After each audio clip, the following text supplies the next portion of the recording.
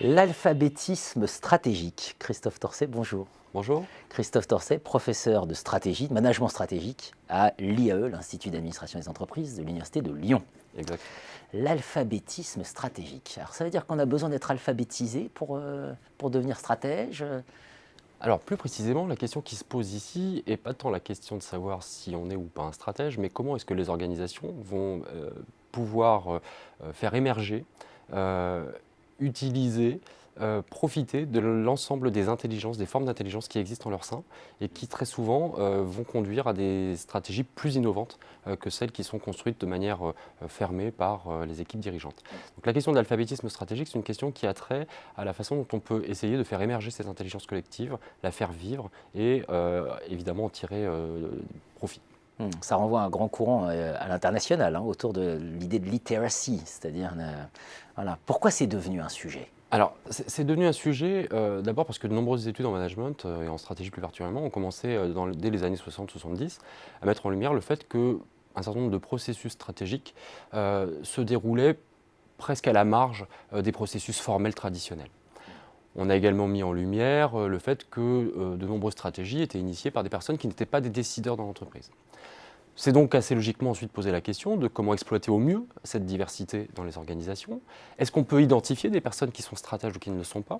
Et est-ce que l'on peut même accompagner des individus pour devenir des stratèges dans leur organisation?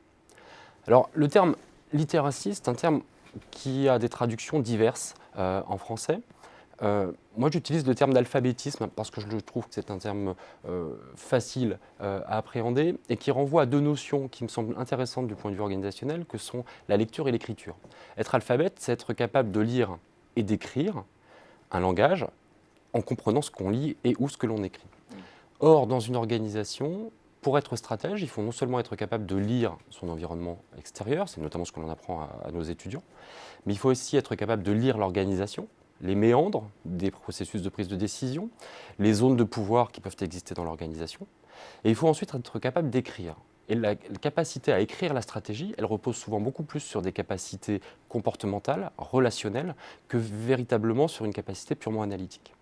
Ce qui amène à montrer que l'alphabétisme stratégique, c'est une capacité à pratiquer, à faire naître et à développer des orientations stratégiques pour les entreprises, qui va bien au-delà de la seule capacité à analyser son environnement et donc à comprendre les strategic issues qui pourraient exister à un moment donné.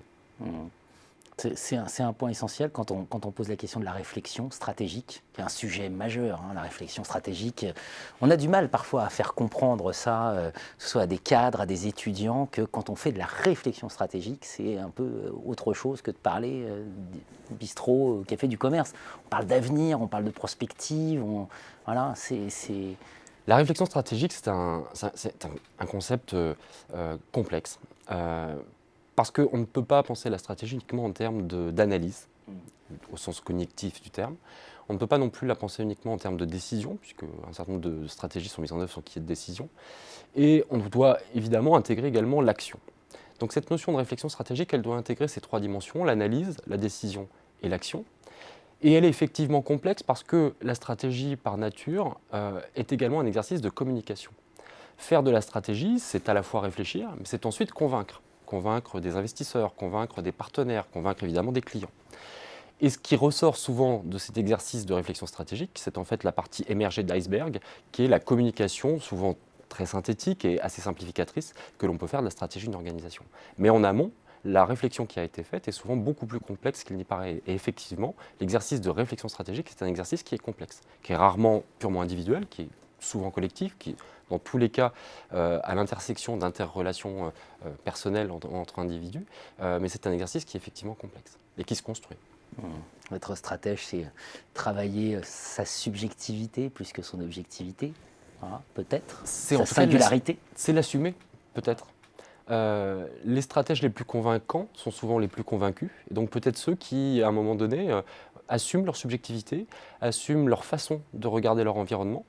Mais c'est aussi ce qui va permettre d'éviter les comportements mimétiques. Finalement, in fine, la stratégie, quelle que soit la façon dont on cherche à la caractériser, c'est quand même la recherche d'une différence. Et cette recherche de la différence, elle passe aussi par le fait d'assumer de pouvoir être différent. L'alphabétisme stratégique, question majeure, en français à l'international.